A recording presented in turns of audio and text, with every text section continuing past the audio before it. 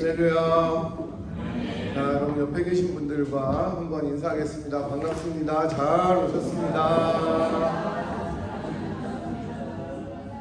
네, 앞뒤 좌우를 이렇게 잘 하시는 분이 있고 이렇게만 하시는 분이 계시고, 네, 여러분 반갑습니다. 지금 밖에 비가 오늘 내리는데 하필이면 또 청소하는 날, 그죠?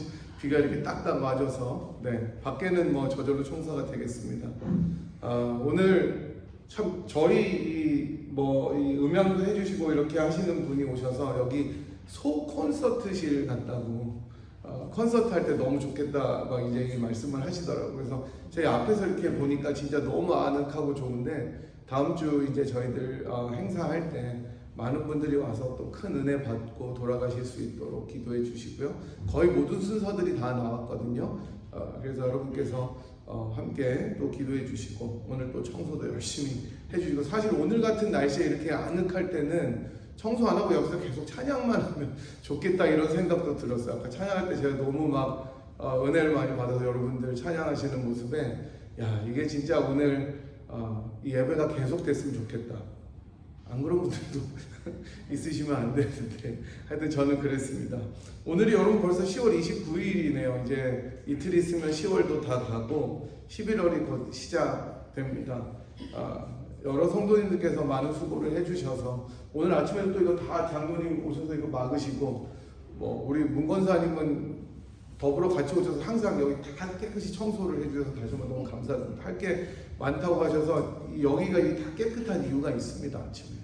네, 여러분들이 오시는 동안 열심히 또 청소하시는 우리 권사님도 계시고, 또 오늘은 와보니까 다 일찍 오셔가지고, 네, 다 뭐를 하시더라고요. 뭔가를 또 하시더라고요. 그래서 너무 감사를 드립니다. 주님께서 다음 주에 있을 이 교회 귀한 잔치를 축복해 주시기를 바라고요.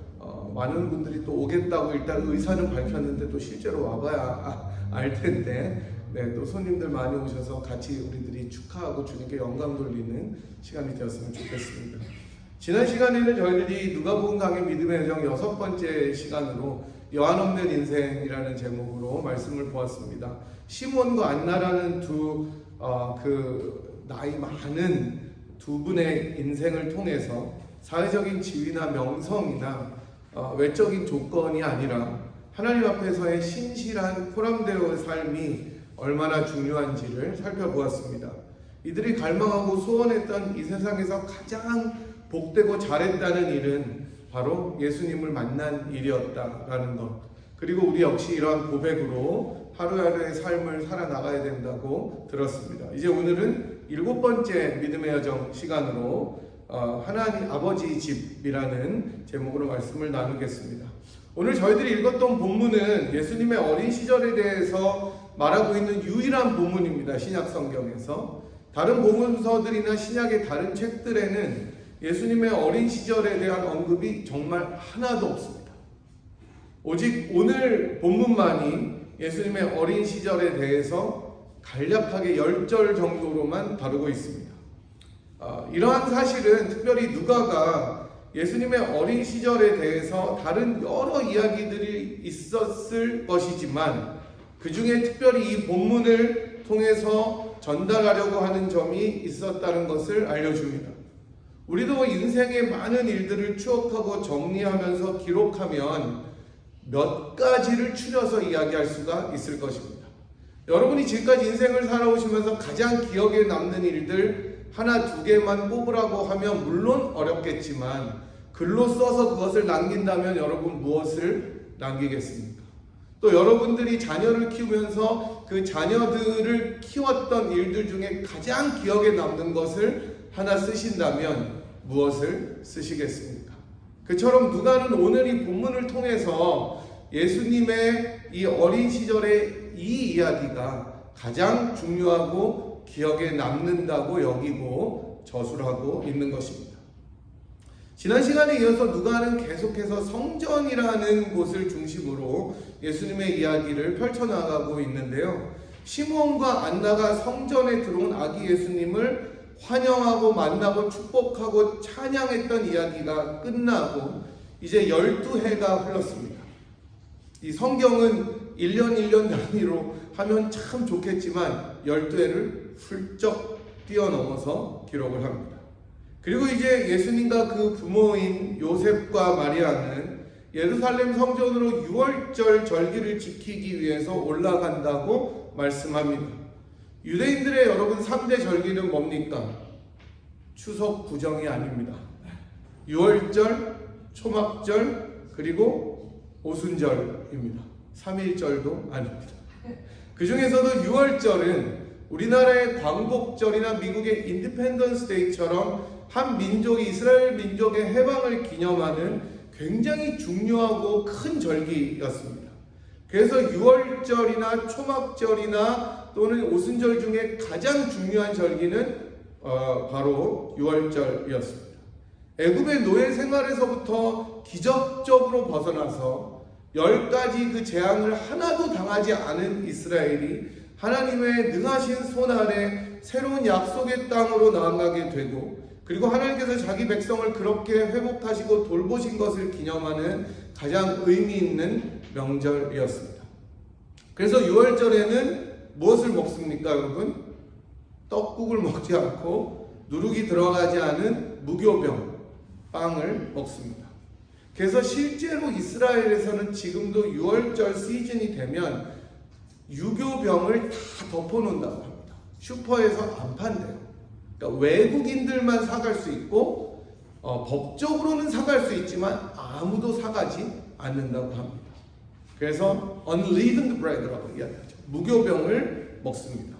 그래서 유월절과 이 빵, 누룩이 들어가지 않은 빵을 먹는 무교절은 한 절기로 생각이 된 것이죠. 예수님과 부모님은 이렇게 유월절을 지키려고 예루살렘 성전으로 올라갑니다. 사실 모든 가족이 이렇게 절기를 지키기 위해서 올라가는 것은 율법에 나오는 의무는 아니었습니다. 남자 혼자만 올라가면 되는 거였습니다. 여자들은 의무가 아니었습니다. 안 가도 됐습니다. 그러니 당연히 아이들 중에서도 딸들은 안 가도 되고 어린 아이들은 면제가 되었습니다. 따라서 본문은 예수님의 부모였던 요셉과 마리아는 정말 경건하다는 점을 알려줍니다. 이런 사실은 요셉과 마리아가 예수님을 또 그리고 다른 자녀들을 정말 신앙적으로 잘 양육했다는 사실을 보여주는 것이기도 합니다. 예수님께서 물론 하나님이시지만 동시에 인간이셨기에 어려서는 인간적인 양육도 필요했을 것인데, 예수님의 부모님은 최선을 다해 하나님 앞에서 경건하고 거룩하고 흠이 없게 살려고 노력했고, 자녀들도 아마 그 본을 받았을 것이라고 생각이 됩니다. 그들의 경건함을 또 다르게 드러내주는 본문의 증거는 예수님께서 몇 살 때 예루살렘에 올라가셨다고 나와 있습니까? 12살 때 올라가셨다고 나옵니다. 유대인 남자들에게 있어서 토라, 즉 율법을 배워야 될 의무가 있는 나이가 있었습니다. 그 나이는 바로 13살이었습니다. 지금도 여러분 성인식 아시죠? 바알 미츠바. 미국에서 다 애들 그 친구들 바알 미츠바 하면 막 가셨던 거 다 기억나실 것입니다. 성인식을 13살에 합니다. 그런데 12살 때 이렇게 절기를 지키고 나중에 보듯이 예수님께서 그 성전에 있는 선생들과 랍비들과 함께 대화하고 토론한 것을 본다면 예수님은 이것보다 훨씬 더 이른 나이에 토라의 교육을 받았을 것이라고 생각이 됩니다. 그러니까 정말 부모님이 신경 써서 잘 가르친 거예요. 현대의 많은 크리스찬 부모님들은 신앙생활을 열심히 하기는 하지만 동시에 자녀들을 정말 믿음으로 자라도록 격려하는지 돌아봐야 되는 지점이라고 생각이 듭니다. 왜냐하면 자녀들은 그 본을 받기 때문입니다. 아무리 목사고 장로고 권사고 직분자고 교회 일에 모든 봉사와 힘을 쏟는다고 하더라도 일상생활에서 평소에 본이 되지 못한다면 아무 소용이 없다는 것을 알려줍니다. 내가 복음과 교회와 그리고 하나님 나라를 위해서 헌신과 봉사를 이야기하고 실제로 교회를 위해서 모든 것을 한다고 하지만 일상의 생활에서 전혀 그렇지 못하게 살아간다면 그래서 본이 되지 못한다면, 자녀들에게 경건함과 거룩함을 보이지 못한다면 그것은 가장 큰 실패 중에 하나가 될 것이기 때문입니다. 그래서 우리들은 일상에서 가장 가드를 내려야 되는 집안에서 거룩함을 보여야 되는 것입니다. 겉으로는 몰라요. 여러분들 다 지금 보면은 가장 거룩하고 가장 멋있고 가장 괜찮잖아요. 그러나 우리들의 일상에서 나 홀로 있을 때, 자녀들과 있을 때 나는 어떤 사람인지를 생각해 보아야 한다는 것입니다. 그리고 정말 놀랍게도 자녀들은 그것을 보고 배우는 거예요. 어쨌든 그렇게 6월절 절기를 지키기 위해 예루살렘 성전으로 올라가게 된 예수님은 예루살렘에 머무셨다고 이야기합니다. 그러니까 스스로 남은 겁니다. 그리고 부모는 이것을 알지 못했다고 누가는 기록합니다. 예수님의 부모는 예수님이 동행하는 줄로 알았다, 이렇게 나오죠. 지금이야 미국에서 이렇게 아이를 방치하면 뭡니까? 차일드 어뷰스입니다. 잡혀갑니다. 바로 폴리스가 출동합니다. 그래서 간혹 한국 분이든 외국 분이든 코스코나 무슨 샘스클럽 같은데 사람이 너무 많으니까 잠깐 카시트에다가 아기를 넣어놓고 자기 혼자 들어갔다가 경찰이 잡아가는 경우도 신문에 납니다. 그죠? 그리고 조금만 아이를 유기했다고 싶으면 난리가 나는 것이 현대입니다. 하지만 오늘날의 이런 개념과 시각으로 이 일을 이해하면은 불가능합니다. 당시 예루살렘으로 절기를 지키기 위해서 올라가던 사람들은 정말 많은 친척들과 친지들과 함께 다 같이 동행했습니다. 그야말로 한 마을이 다 움직이는 거였습니다. 그렇게 서로 알고 지냈던 사람들이 자유롭게 섞여서 여행했기 때문에 아이들 역시 안전하게 갈 수가 있었던 것입니다. 여러분, 지금도 이렇게 미국 사람들 보면은 다 같이 대가족들 그 패밀리 리유니언 한다고 티 맞춰 입고 막 다 같이 어디 갈 때 보이시죠? 막 그런 거예요. 그렇게 가면은 어른들이 아기들 다 이렇게 다 손잡고 갑니까? 애들은 애기끼리 가고 애들끼리 놀러 가고 이렇게 어른들이 둘러싸서 가잖아요. 그러니까 사실은 예수님도 친척이나 친지들과 함께 올라갔을 것입니다. 그게 문화였고 관습이었습니다. 며칠 길을 그렇게 갔습니다. 문제는 아마도 어디선가 이제 쉬려고 할 때 아들이 없어진 것을 아는 거예요. 그래서 친족들과 아는 자들 가운데서 찾아본 겁니다. 분명히 거기 있었을 테니까. 그런데 찾지 못했습니다. 여러분 이런 경우 당해보셨습니까? 애가 갑자기 없어졌어요.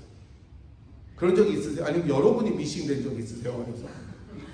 어려서 시골에서 맨날 없어지던 애들 꼭 있어요. 그죠?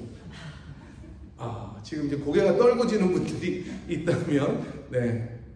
그래서 정말 급박한 마음으로 예루살렘으로 다시 돌아갔습니다. 여러분, 자녀들이 어렸을 때 가장 기억나는 일이 이런 일인 것 같습니다. 아마 이제 여러분들은 자녀들보다 손자, 손녀들의 일을 기억하는 게 빠르실 수도 있겠으나, 저는 제가 직접 그곳에 있지는 않았지만, 저희 큰애가 정말 어렸을 때 잊어버렸었던 사건이 오늘 본문과 겹치면서 생각이 났습니다. 저는 학교 가고 없었고, 요즘은 점점 사라지고 있는 여러분 토이스Rus 아시죠? 이제 거의 없습니다. 토이스Rus가. 그죠? 큰 장난감 가게, 몰에 윌로그로브에 있었는데, 거기에 보면은 딱 들어가면 토마스 추추 트레인 아시죠? 다 손자 손녀들 있으시기 때문에 추추 트레인 아실 겁니다. 추추 트레인 그렇게 쫙 놀게 돼 있어요. 그 애기들 크게 가지고 놉니다. 아내가 큰아이와 둘째 아이를 데리고 이제 심심하니까 그곳에 애들 심심할까봐 데리고 갔는데, 하나는 남자아이고 하나는 여자아이니까 서로 좋아하는 게 다르죠. 아무리 저희 딸내미가 터프하다고 그래도 인형을 좋아하더라고요. 그래서 큰아이에게 추추 트레인을 가지고 놀라고 하고 잠깐 다른 장난감을 보러 딸아이를 데리고 갔답니다. 근데 정말 잠깐인데 평소에 큰애가 그렇게 진득하게 가자 그래도 가지도 않을 정도로 거기 머무는데 안 보이더래요. 안 보이는 거예요. 난리가 난 거죠. 누가 데리고 갔으면 어떡해요. 그래서 밖으로 나간 건 아닌 것 같은데 그 애일마다 다 뒤지고 다닌 거예요. 너무 걱정이 되어서 막 다리가 후들후들 떨리고 눈물이 나고 그 엄마들 안 그러겠어요? 여기저기 다 부르고 목소리는 좀 크겠습니까? 저희 집사람은 안 보이더래요. 큰일 난 거죠. 눈물이 막 흐르고.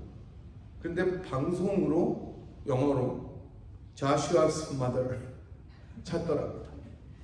앞으로 오라고 막 뛰어갔더니 큰애가 거기 있더래요. 똘망똘망. 그래서 네가 왜 여기 있냐 그랬더니 그 옆에 계시던 스텝이 세상에 애가 물론 놀랬겠지만 직원한테 와서 내가 지금 엄마를 잊어버린 것 같은데, 걔가 그때 몇 살이었죠? 2살이었나? 3살? 4살이었대요. 4살. 어디 갔는지 모르는데 찾아달라고 이야기했대요.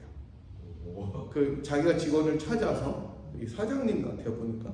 그래서 방송으로 나오는데 우리 엄마가 혹시 이 당황해서 영어를 못 알아들을 수도 있으니까 Joshua's mother 계속 또박또박하게 이야기해달라고 부탁했답니다.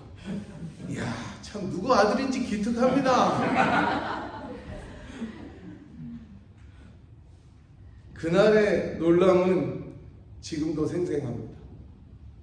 이야기로 들은 저도 그랬는데 직접 겪은 저희 아내는 오죽했겠습니까? 아마 여러분들도 이런 기억들이 다 있으실 것입니다. 여러분들이 잊혀짐을 당했거나 아니면 아이들을 잠깐 잊어버렸거나 또 아이들이 또 무슨 큰 사고를 당했거나 죽을 것 같죠. 마음이 다 타들어갑니다. 예수님의 부모님은 이렇게 예수님을 애타게 찾다가 막 뒤지고 다니다가 결국 성전에서 만납니다. 사흘이 걸렸어요. 사흘이. 여러분 그 사흘 동안 다리 쭉 뻗고 잘 사람이 누가 있겠습니까? 아유 이제 내가 한 사흘 동안 안 보니까 편하네 이런 사람이 없어요. 그 사흘이 부모님들에게는 그야말로 나락이었을 것입니다. 그런데 성전에서 만난 아들인 예수님은 너무나 평온하게 선생들과 같이 앉아 듣기도 하고 묻기도 하고 토론도 하고 얼굴에 너무 즐거움이 써 있는 모습으로 이야기를 하고 있더랍니다. 성전에서 이 율법의 교사들, 서기관들, 학자들 이런 사람들과 토론을 하고 있었다는 것인데, 여러분 그 유대인의 선생이었던 니고데모라든지 당시에 뭐 유명한 가말리엘이라든지 이런 사람들이 그 학자들이라고 하니까 이런 사람들이랑 이야기를 하고 있었던 겁니다. 12살짜리 아이가. 누가의 초점은 여기에 있었던 것이었습니다. 바로 그것은 첫 번째로는 예수님은 모든 것을 잊을 만큼 하나님의 말씀에 대한 열심과 열정이 어려서부터 있었다는 것입니다. 성경 어느 곳에서도 예수님께서 가르침을 받으셨다고 기록된 것은 한 군데도 없습니다. 가르치셨지. 오직 46절만 그렇게 기록합니다. 예수님은 하나님의 말씀에 그야말로 진심이셨고 그 말씀을 깨닫고 알아가는데 모든 것을 다 쏟으셨다는 것이었습니다. 여러분 조선의 왕들 가운데 책을 제일 사랑했던 왕이 누구였겠습니까? 세종. 다 아십니다. 그죠? 얼마나 책을 좋아하는지 매일 밤늦게까지 쉬지 않고 글을 하도 읽어서 그 아버지인 태종이 너무 걱정이 많았대요. 야, 이런 걱정하는 부모가 몇 명이나 있겠습니까? 책 좀 읽어라 해도 안 읽는데 책을 너무 많이 읽어서 그만 읽어라 해야 되는 집이었어요. 해녀 이런 세자였을 때 충령이었죠. 충령의 몸이 상할까 염려하던 차에 정말로 눈병이 났답니다. 책을 읽어서. 와, 대단하죠 여러분. 책을 얼마나 읽으면 눈병이 납니까? 하도 자서 눈이 부은 적은 많은데 사람들이. 네, 눈이 퉁퉁 붓고 눈꽃과 눈물이 뒤범벅이 되었으니까 이 세자를 아버지인 태종이 그냥 둘 리가 없었습니다. 그래서 아버지 태종은 당장 세자 방에 있는 모든 책을 치워버리고 책 읽기를 쉬게 하라고 명령했고, 태종의 명령에 따라서 눈병 낫기만을 기다리면서 누워 지내던 이 충령 대군은 책을 읽고 싶어서 견딜 수가 없었다. 근데 방 안에서 뭐 하겠어요? 그 당시에 뭐 핸드폰이 있겠습니까? TV가 있겠습니까? 이리저리 방안을 거닐다가 병풍 틈에서 책 한 권을 발견한 거예요.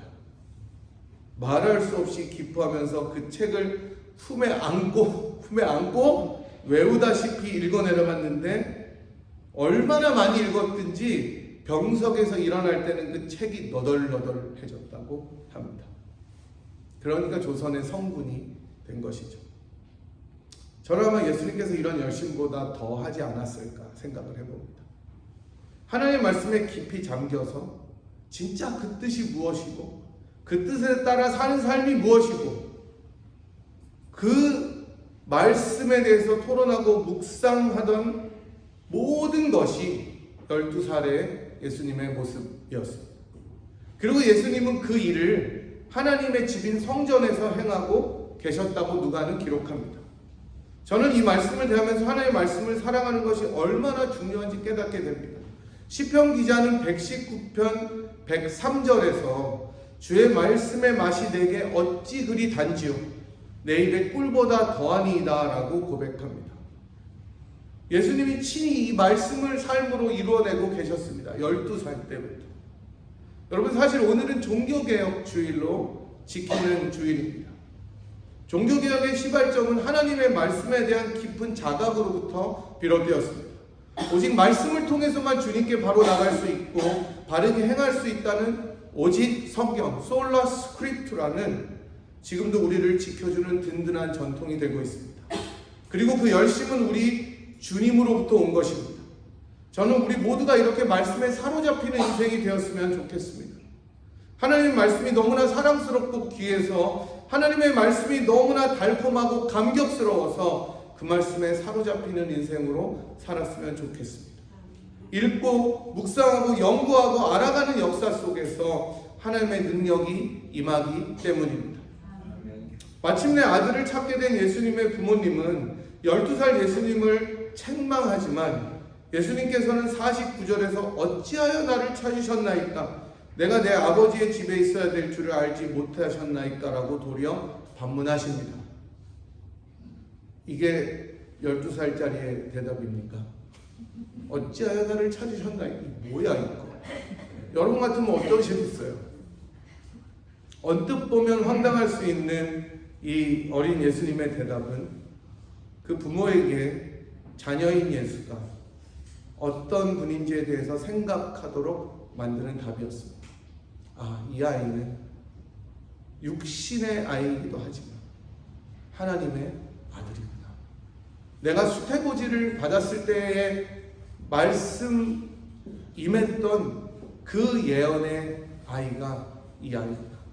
내가 자랄 수 있도록 도와주지만 하나님의 아들이구나 라고 깨닫게 하는 대답이었습니다. 누가는 예수님이 비록 어린아이고 요셉의 아들이고 나사렛 출신의 소년이지만 하나님의 아들이라는 것을 드러냅니다. 그리고 우리는 동시에 우리들의 자녀들에 대한 관점도 가지게 됩니다. 우리들에게 육신의 선물로 주신 아이들은 동시에 하나님의 자녀라는 것입니다.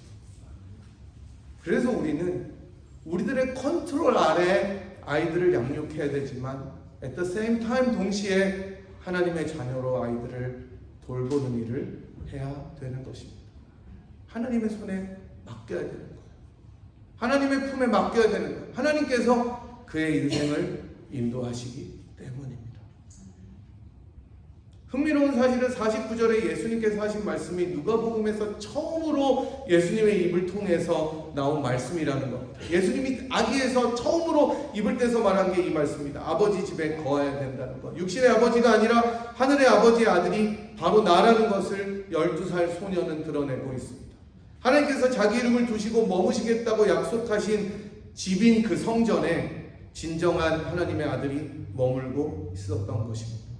하나님의 임재를 즐거워하고 하나님과의 만남을 기뻐하고 하나님의 말씀 속에서 하나님과 동행하기를 즐거워했던 것이 소년 예수의 모습이었다고, 이것을 통해 누가는 진정한 하나님의 아들이 예수님이라는 것을 보여주고 있습니다.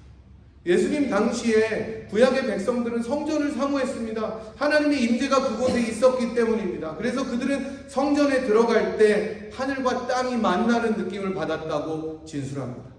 그래서 시편 기자는 84편 10절에서 이렇게 노래합니다. 주의 궁정에서 한 날이 다른 곳에서 첫날보다 나은즉 악인의 장막의 거함보다 내 하나님 문지기로 있는 것이 좋사오니.